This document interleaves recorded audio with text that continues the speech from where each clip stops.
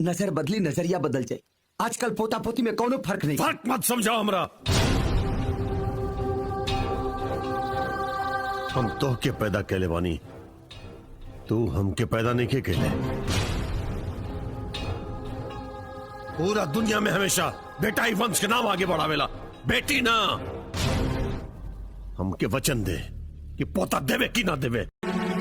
हाँ कि ना?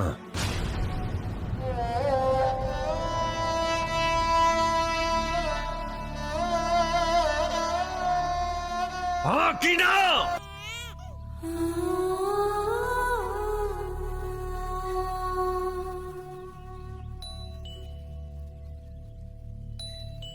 ना।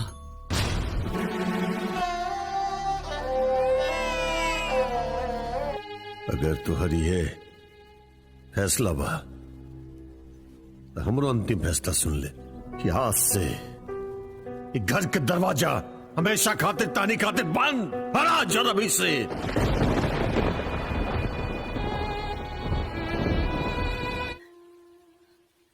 आज तक ले हम सुन ले रनिया की पत्थर में भगवान होला,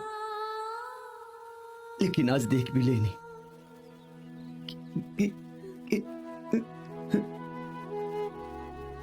कि हर पत्थर में भगवान ना होला।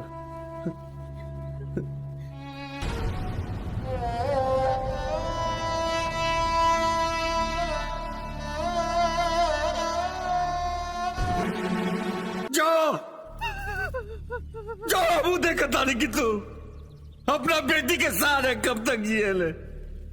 जाओ।